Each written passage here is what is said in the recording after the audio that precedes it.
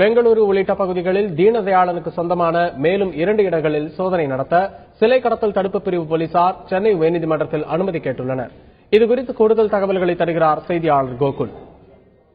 தீனதயாளன் மேலும் சில இடங்களில் சிலைகளை பதுக்கி வைத்திருப்பதாக சிலை கடத்தல் தடுப்பு பிரிவு போலீசாருக்கு வந்த தகவலை அடுத்து அந்த இடங்களிலும் சோதனை நடத்துவதற்காக நீதிமன்றத்தில் போலீசார் அனுமதி கேட்டிருக்காங்க.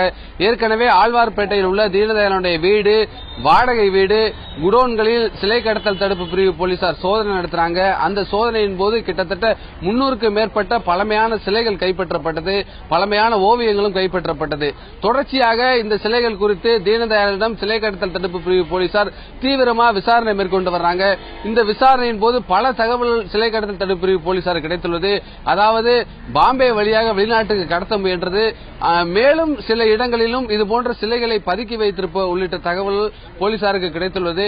அந்த தகவலின் அடிப்படையில் நீதிமன்றத்தில் மேலும் சில இடங்களில் சோதனை நடத்துவதற்கு அனுமதி கேட்டு மனு அளிச்சிருக்காங்க.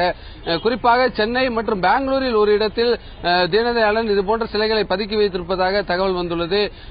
நீதிமன்ற அனுமதி கிடைத்தவுடன் விரைவில் போலீசார் அந்த இடங்களிலும் சோதனை நடத்திருக்காங்க. அந்த சோதனையின் போதும் மேலும் சில சிலைகள் அந்த இடங்களிலிருந்து கைப்பற்றலாம் என காவல்துறை தரப்பில் தெரிவிக்கப்படுகிறது. அதேபோல ஏற்கனவே சிலை கடத்தல் தடுப்பு பிரிவு போலீசார் கைப்பற்றப்பட்ட சிலைகளை ஆய்வு செய்வதற்காக மத்திய தொல்லியல் துறை அதிகாரிகள் விரைவில் மீண்டும் சென்னை வர இருக்காங்க. தீனதயாளனுடைய குடோன்கள் மற்றும் வாடகை வீட்டிலிருந்து நூற்றுக்கணக்கான சிலைகள் கைப்பற்றப்பட்டுள்ளது.